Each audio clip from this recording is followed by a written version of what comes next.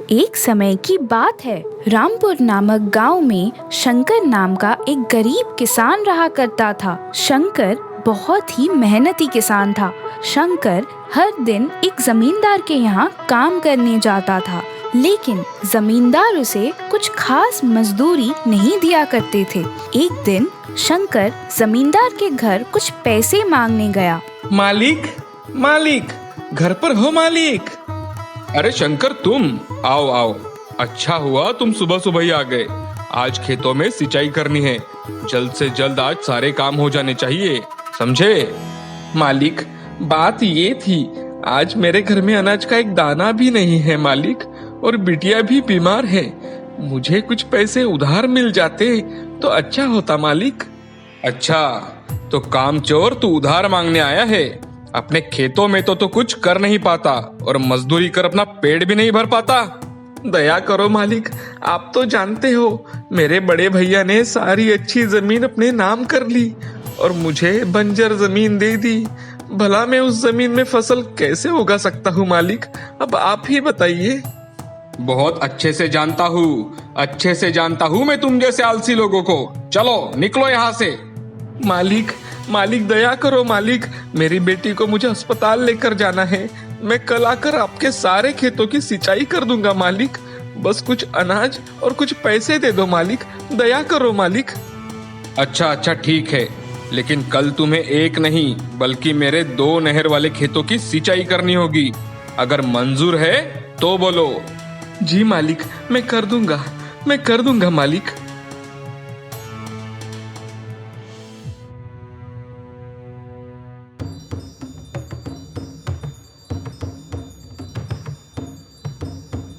आपका बहुत बहुत धन्यवाद मालिक। हाँ हाँ, वो सब ठीक है, लेकिन ध्यान रहे कल दोनों खेतों की सिंचाई हो जानी चाहिए, समझे? जी मालिक, मैं जरूर कर दूंगा, मैं जरूर कर दूंगा मालिक।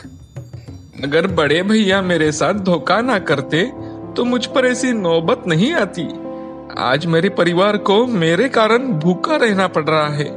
हे भगवान, क्या यही किस्मत है मेरी? पिताजी के जाने के बाद भैया और भाभी ने सारी उपजाऊ जमीन और घर अपने नाम कर लिया और मुझे सारी बंजर जमीन दे दी और पुराना घर दिया। हे भगवान, अब मैं क्या करूं? अरे भाग्यवान, कहाँ हो? जल्दी आओ। ये लो, ये लो, ये कुछ अनाज है और कुछ पैसे हैं। जल्दी से कुछ खाने को बनाओ और छोटी को खिलाओ और उसे अस्पताल ले जाते हैं। चलो चलो, जल्दी करो। जी मैं अभी बनाती हूँ, लेकिन मुझे एक बात तो बताओ, ये सब तुम कहाँ से लेके आए हो? और कहाँ से लाऊंगा बताओ? जमींदार के अलावा किसके पास जा सकता हूँ? लेकिन वो जमींदार तो आपसे इसका 2 गुना काम वसूल करेगा। अब तुम ही बताओ भाग्यवान, हम कर ही क्या सकते हैं? अपनों ने ही हमें इस हाल में डाल दिया है, तो दूसरों की क्या बात है? शायद हमारे ही कुछ पाप हमें भुगतने पड़ रहे होंगे। अगर हमारी जमीन अच्छी होती तो मुझे किसी के घर काम करने की क्या जरूरत होती? फिर भी हर दूसरे दिन जाकर उस बंजर जमीन में जुताई करता हूँ कि एक ना एक दिन उस पर कुछ फसल उगे। छोड़िए, आप सबके लिए मैं थोड़ा खाना बनाती हूँ, वो खा लीजिए और अपनी बेटी को अस्पताल में लेकर जाइए। हाँ हाँ भाग्यवान, हम दोनों चलते हैं।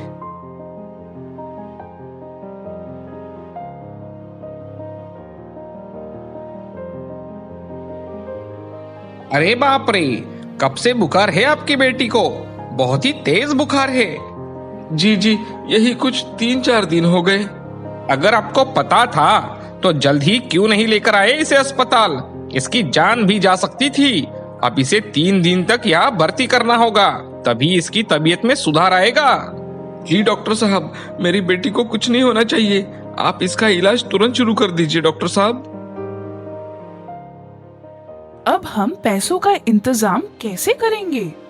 बस तुम अपनी बेटी के पास रहो भाग्यवान, मैं कुछ देखता हूँ। मैं भैया से बात करता हूँ। अपनी बेटी के इलाज के लिए वो मुझे मना नहीं करेंगे। बस तुम अपनी बेटी का यहाँ ख्याल रखो। मैं अभी भैया के पास जाता हूँ। रुको रुको, मैं जाता हूँ भैया के पास। शंकर दौड़ता हुआ अपने भैया भाभी के घर जाता है और उन्हें सारी बातें बताता है। अरे ये रोना धोना बंद कर, तुझे शर्म नहीं आती अपने बेटी के इलाज के नाम पर पैसे मांगते हुए? और कितना गिरेगा बेशरम कहीं के, निकल निकल यहाँ से। अपने खेतों से कुछ नहीं कमा पाता और बच्चों के नाम पर पैसे मांगता फिरता है। निकल निकल निकल यहाँ से। बड़े भैया, मैं झूठ नहीं बोल रहा हूँ, आप खुद चलकर देख लीजिए। मैं उसे अस्पताल में भर्ती करके आपके पास आया हूँ भैया, आप सच में वहाँ जाइए, देखिए भैया। हाँ हाँ, वो भी कोई नाटक ही होगा तुम्हारा, आलसी कहीं के। चलो निकलो यहाँ से। हे भगवान, ये क्या मुसीबत है। अब मेरी बंजर जमीन भी कोई नहीं खरीदेगा। अब मैं क्या करूं? अपनी बेटी का इलाज मैं कैसे करूं भगवान? अब आप ही बताइए भगवान, मैं क्या करूं?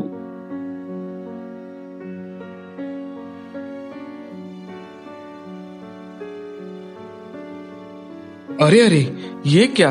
लगता है तेज धूप के कारण बाबा गिर पड़े हैं। मुझे अभी पानी लाकर इन्हें पिलाना चाहिए।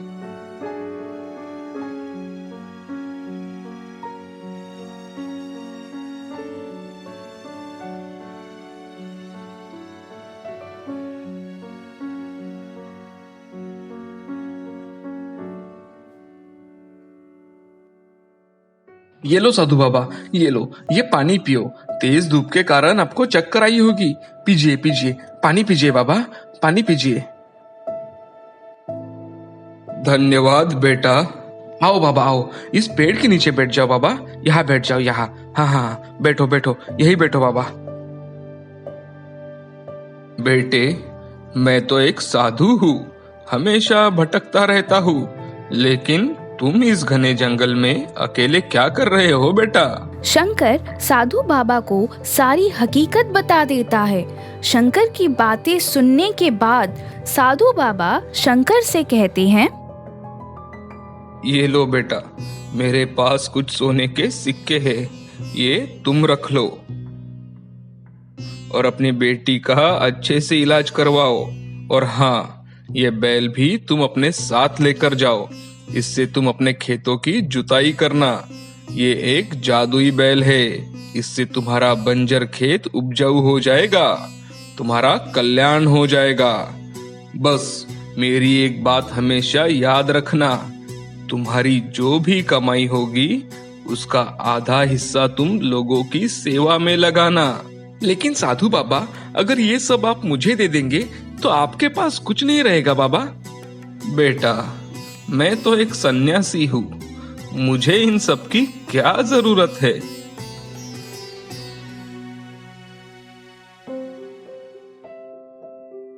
हे ऊपर वाले, आप मेरी मदद करने खुद एक साधु के रूप में आए, आपका बहुत बहुत धन्यवाद। आपका बहुत बहुत धन्यवाद भगवान, आपका बहुत बहुत धन्यवाद। शंकर साधु बाबा के दिए हुए बैल और सोने के सिक्कों के साथ अपने घर चला जाता है। बैल को अपने घर के बाहर बांधकर अस्पताल में जाकर बेटी का इलाज करवाता है और सब घर आते ही शांति घर के बाहर बांधे बैल को देखकर शंकर से कहती है, ये क्या? ये आप किसका बैल अपने घर लेके आए हो? और ये तो बहुत ही बूढ़ा है। अरे भाग्यवान, ये मुझे एक साधु बाबा ने दिया है, इससे हमारे खेत उपजाऊ हो जाएंगे। बस तुम अब अपनी बेटी का ख्याल रखो, मैं अपने खेतों में जाकर अपने सारे खेत जोत कर आता हूँ। शंकर उस बैल को लेकर अपने खेत में जाता है और हल चलाना शुरू कर देता है। जैसे जैसे शंकर उस बैल से खेत में हल चलाने लगता है, वहाँ तुरंत हरी फसल उगने लगी। ये सब देखकर शंकर, हे ऊपर वाले, आखिर आपने मेरी सुन ही ली। अब मेरा परिवार कभी भूखा नहीं रहेगा।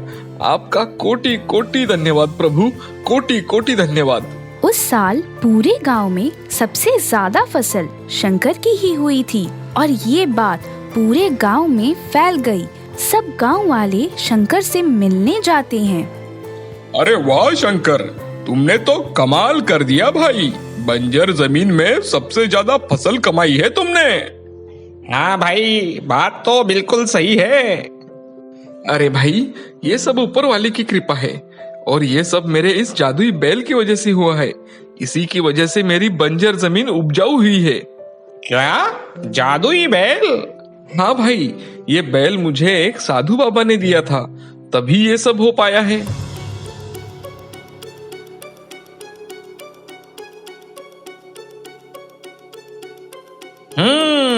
तो ये सब उस जादुई बैल का कमाल है। अगर मैं उस बैल को चुरा लूं और अपने उपजाऊ जमीन पर उससे काम कराऊं, तो मेरी फसल तो और भी अच्छी हो जाएगी। और हाँ, मैं गांव का सबसे अमीर आदमी बन जाऊंगा। हाँ हाँ, आज रात को ही इस काम को अंजाम देना चाहिए। शंकर का भाई उस रात उस बैल को चुरा लेता है और उस जादुई बैल से अपने सारे खेत में हल चलवाता है। और कुछ ही दिनों बाद जब वो अपने खेतों में जाकर देखता है तो उसका सारा खेत बंजर हो चुका था। अरे अरे, मर गया रे! ये क्या हो गया? मेरे सारे खेत बंजर कैसे हो गए? ये जरूर उस शंकर ने किया होगा। अभी उसकी खबर लेता हूँ मैं।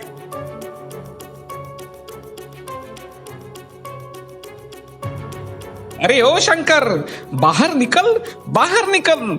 तुम्हारी वजह से मेरे सारे खेत बंजर हो चुके हैं। बताओ बताओ, तुमने क्या किया? ये तो सब आपके कर्मों का फल है बड़े भैया। आपने ही मेरा बैल चुराया और आपने लालच के चलते आपने अपने खेत बंजर कर लिए। इसमें मेरा क्या कसूर है?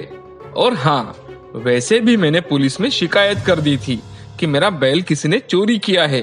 कुछ ही देर में पुलिस आकर शंकर के भाई को थाने में ले जाकर जेल में बंद कर देते हैं। सारे गांव वाले भी शंकर का साथ देते हैं और शंकर उस जादुई बैल की मदद से जो भी कमाई होती थी उसका आधा हिस्सा अपने गरीब गांव वालों की मदद करने में लगाता है। और सारे गांव वाले मिलकर हंसी खुशी अपना जीवन बिताने लगते हैं।